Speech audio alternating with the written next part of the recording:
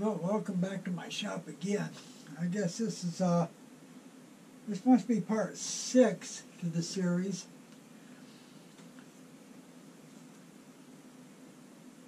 I've got it built up to the fattest spot.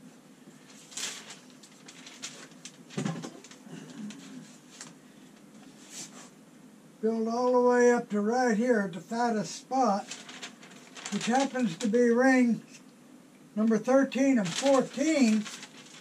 They're both 13.25 inch diameter. And the next ring going on is going to be going down again, starting to go down. It'll be 13-inch diameter. And what I'm going to do, being as how it's starting to get big, I'm going to put my steady rest on it, just because I can. I feel a lot better when I start to get big with a steady rest on them. And the reason I'm going to put it on now is because the rings, those two rings, rings number 13 and 14, are the same outside diameter, which makes it easy to put the steady rest on. In fact, they have to be the same outside diameter. But before I can do that, I'm going to have to put the next ring on, which will be ring 15 with 13 inch, just to strengthen ring number 14. I got to strengthen it before I can put a steady rest on it. So I'm going to go ahead. I got the ring cut. I'm going to go ahead and glue it on.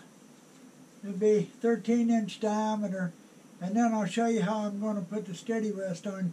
I know, putting a steady rest on an open segment, turning, am I out of my mind? Well, no. I can put a steady rest on, it'll turn nice and smooth when I do it. So I'm ready now to glue on this ring. What's that say, 15? Number 15 ring?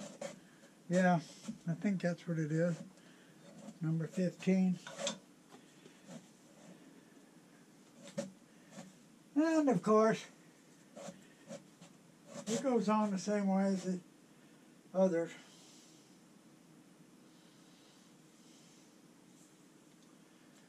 If I can get any glue out of this thing, I'm going to have to get another bottle here shortly. A light layer.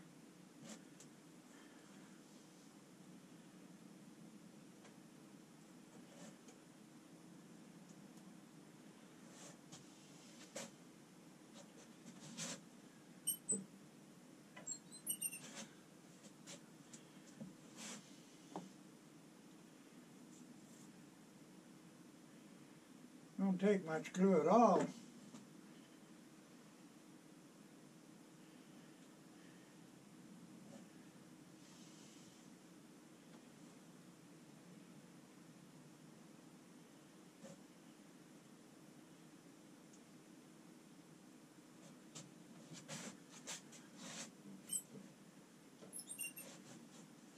This ring's starting to go back down again now. This ring's smaller than the one before it.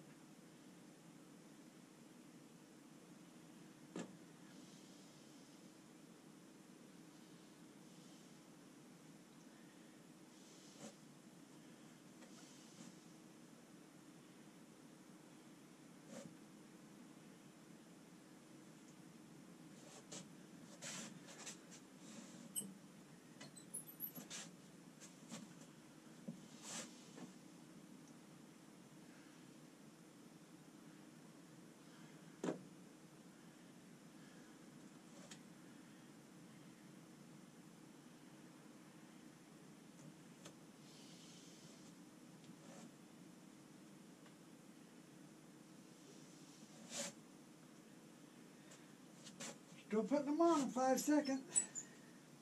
I'm going to go ahead and finish this ring. When I was making some big open segment turnings before, big tall ones, 35 inches tall, I decided I had to have steady rest on them. They're just getting too far away from the chuck or from the faceplate. But to put a steady rest on open segments, when the wheel hits the open spots, of course it jumps and shakes, and it just vibrates. So what I figured is, have to put it where there's wood underneath it all the time, which is of course the joint between two rings. So if you can get it to run right across the joint between two rings, then there'd be wood under it all the time. So I got two rings the same diameter, turned them round, and then tried to get the roller blade wheels to run on it. Well, that didn't work too well. It worked, but you can't keep the roller blade wheels right on the joint because around it is very little area.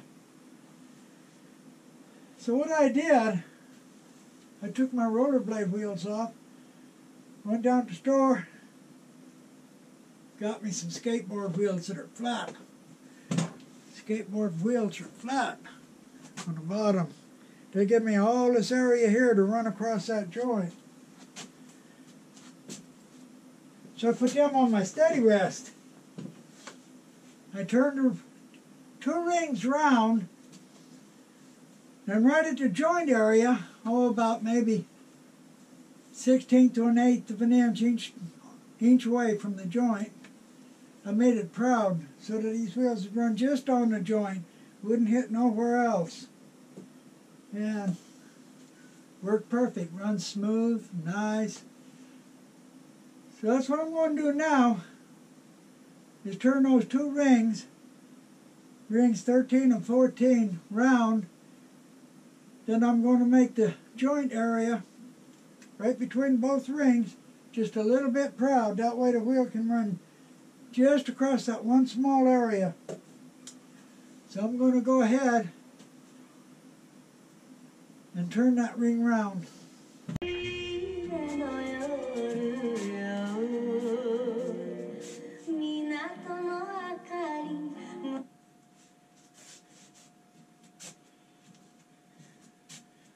Bad thing about making videos, you got to keep turning your music off. Well, now, first thing I got to do is just turn these two rings here round.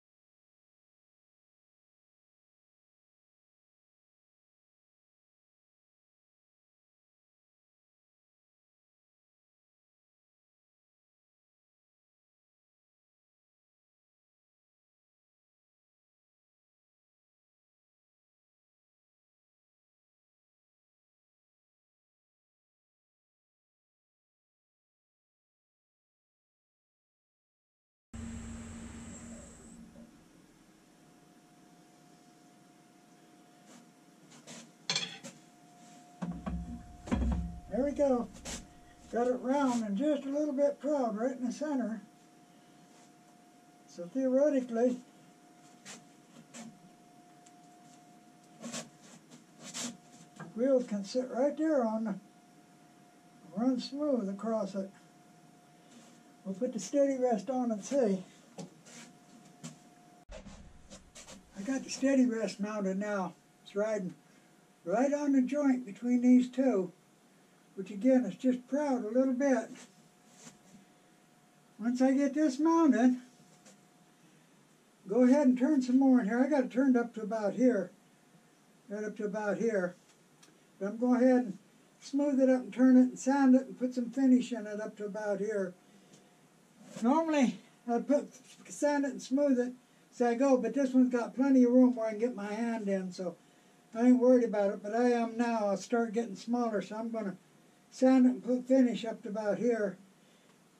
Then I'll turn and sand and put finish as I go on further. Now, I got the steady rest here.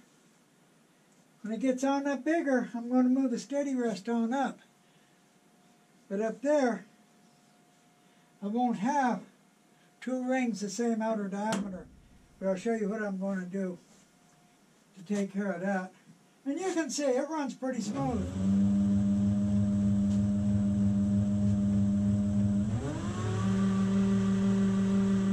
Not bad at all. Sure don't jump and shake. So I'm pretty happy with that. Okay, so I got the steady rest on it. Going to sand, put finish and turn inside. Going to add more rings, keep on turning and sanding and finishing till I get on up. Oh, probably up around in this area here. About 3/4 or more way up.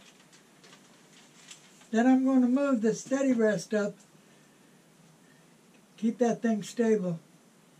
But, like I said, the ring diameters here, outside diameters are not the same up here. But I'll fix that. I'll show you what I'm going to do. So, that's going to be the end of this little tiny short video. And I'll be adding rings. So it'll be a while before I get to the next video where I actually move that up. Then we'll be getting close to the end. So appreciate everybody that watches the video. Really appreciate those that subscribe.